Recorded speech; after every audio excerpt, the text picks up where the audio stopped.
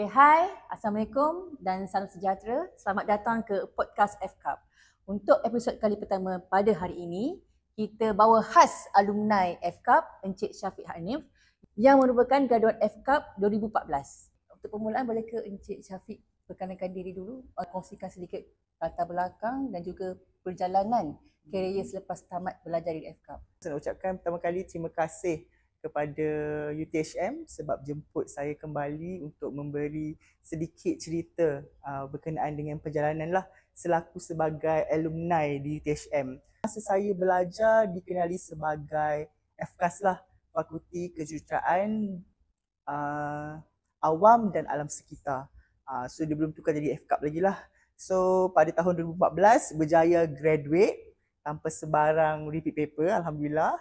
Kemudian after 2014 tu terus hantar resume. Macam biasalah, kita dah habis PSM, dah habis settlekan semua benda. Saya ingat lagi masa tengah nak tunggu kerja tu saya ada buat grant bawah Dr. Saiful, which is kita ada create berapa paper yang mana bawah co-supervisor oleh Dr. Eslina.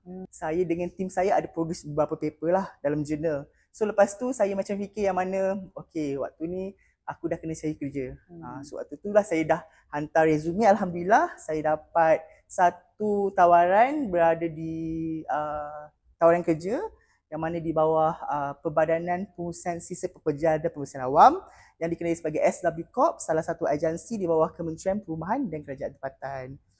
So daripada 2015 sampai sekarang 2025, so alhamdulillah lah 10 tahun dah bekerja. Di FCAP mungkin ataupun di UTHM lah mungkin ada kenangan suka duka. Okay. Jadi mungkin Encik boleh kongsikan lah. Kenangan yang banyak kat sini adalah bila kita masuk dekat sini doktor, which is pertama sekali dapat lecture yang banyak membantu. And then senior pun banyak membantu. So saya ingat lagi kenangan saya sebagai budak baru kat sini, kita tak rasa macam tersisih. Masuk-masuk saya dapat senior macam kalau saya kenal Dr. Ruzaimah, saya macam dah kenal ramai orang lah, which is dekat sini banyak sangat benda macam kita tak rasa tersisih. Doktor-doktor pun banyak membantu. And then pengalaman yang paling best adalah semua siri pembelajaran banyak dipermudahkan. Daripada nak memilih course dekat UTHM ni, masa nak milih course dia seronok. Masa dia nak buka tu kita kena rebut. Kita nak masuk kelas doktor mana favourite. So yang tu dia punya kaedah yang best, which is kalau buka je SEM kita akan okay, doktor ni dekat kelas mana. Kita kena pastikan kita daftar sebelum penuh kuota tu. Yang tu lah kalau awal SEM, yang tu semua akan buat. Perkongsian tadi kan, saya mungkin Cik Ani dulu memang seorang pelajar yang aktif. Kalau cakap aktif, saya rasa memang aktif kot doktor. Sebab masuk-masuk je saya dah terus masuk kepada, kat sini kita ada tim kebudayaan. Masuk-masuk sudah saya join tim kebudayaan Zapin tu. Tim Zapin, ada yang teater. So saya join tim tu. And then pada masa yang sama, saya cakap yang saya tak akan sewa luar. Saya akan duduk dalam kolej kediaman. So maksudnya masa tahun pertama duduk di Melewa. Tahun 2, 3, 4 saya duduk dekat Taman Universiti. Sekarang dah tak ada dah kolej tu. Tak ada. So masa Taman Universiti tu saya memang fight, and alhamdulillah jadi timbalan pengurusi untuk 2 tahun. Sebab apa? Waktu tu dia kata kalau awak dapat pegang jawatan, awak akan dapat free stay. Betul-betul. So memang saya fight for it, dah dapat 2 tahun lah sampai grad duduk kat universiti. Taman Universiti. So banyak program join lah, program universiti, program Tawenggang, kan kita ada every year.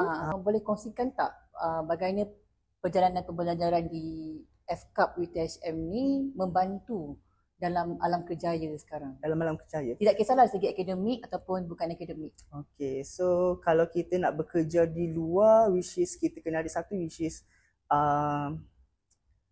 akademik benda penting. Tapi betul. Kalau you ada 100% akademik tapi you tak boleh nak stand alone dekat luar, pun ada masalah. So masa awal sebelum saya masuk dalam bidang government lah sekarang dalam bidang government, which is saya pernah kerja 3 bulan dekat site. So maksudnya perbezaan tu nampak beza ketara, which is kita kena stand up. Maksudnya kita kena berdiri dan kita kena confident. Tonjolkan diri. Tonjolkan diri. And then sekiranya ada penyelesaian, kita kena bantu untuk solve problem. Kalau kita keep silent saja, mungkin orang tak nampak kita. Betul. So kita kena forward and then kita kena bagi pendapat. Kalau ada masalah, kita cari cara penyelesaian dia lah. Okay. So yang tu yang saya nampak masa saya duduk kat UTHM, banyak benda yang kita peroleh dekat situ lah. Bukan daripada segi pembelajaran je, insaniah pun sama. So throughout dekat sini, dia depends pada individu tu jugalah. Maksudnya dengan melibatkan diri dengan aktiviti yang bukan akademik semata-mata pun membantu. Yes. Kita panggil pembangunan diri pelajar tu sendirilah. Betul, sangat membantu. Jangan duduk study 4 tahun dalam bilik je. Apakah cabaran terbesar yang Encik hadapi semasa memulakan kerjaya Semasa memulakan kerjaya. dan juga cara Encik mengatasinya? Okey. Kerja ni, bila kita dah bekerja, dia lain dengan apa yang kita dah berada kat universiti lah. Universiti kita bercakap kita have fun. Tapi bila kita dah dalam bilang bekerja ni, kita bekerja dengan manusia, environment baru, dan kita kena ingat yang kita bekerja dalam kumpulan.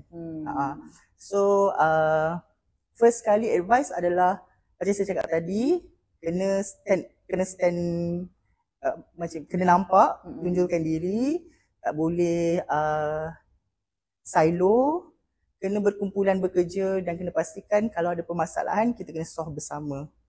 Yang penting confident tu lah. Yeah. So, akhir sekali mungkin Cik boleh titipkan nasihat lah kepada pelajar-pelajar FKAP pada hari ini, terutamanya sekali tentang persediaan mereka untuk menempuh alam kerjaya. Okay, so kepada junior-junior yang bakal grad, okay, so nanti masa dah habis grad, tolong fikir bidang apa yang nak. Okay, kalau nak kerja 9 to 5, mesti you akan cari government. Okay, bidang dalam kerajaan. Kalau you okay untuk bekerja 24/7, you akan berada dekat swasta lah. Tapi it depend macam mana strongnya kamu. Tapi jangan ingat kerja dalam 9 to 5 tu adalah simple. Sebab dalam kerja ada kepelbagaian birokrasi. Betul. Sebab you bukan kerja seorang, you kerja berkumpulan. Dan you akan bekerja dekat bawah satu hierarki. Kalau you masuk, dah sasah you akan ada dekat bawah paling bawah. So maksudnya ada lagi level dekat atas yang mungkin akan mendekan you. Tapi you kena strong and then kena pastikan jangan goyah dan kata diri boleh buat lah. Kalau early stage pun you dah rasa saya tak boleh, tak tahan. Saya risau gen sekarang ni kan. So maksudnya macam kena pastikan dunia dekat universiti dengan dunia kat luar yang real adalah benda yang berbeza lah. Kita kena cope dan adapt dia. Tak boleh macam sikit je kita dah rasa tak boleh buat. So maksudnya kita tak boleh move on untuk further punya perjalanan lah. Baiklah, terima kasih kepada Encik Syafiq Hanif di atas perkongsian pada hari ini dan sudi meluangkan masa dengan kita pada hari inilah. Saya mewakili fakulti sangat berbanggalah dengan pencapaian Encik Syafiq Hanif. Okay? So semoga terus maju jaya. InsyaAllah. Terima kasih juga UTHM. Kita jumpa nanti kelak. InsyaAllah. Okay. Terima kasih kepada semua. Kita jumpa lagi untuk episod akan datang.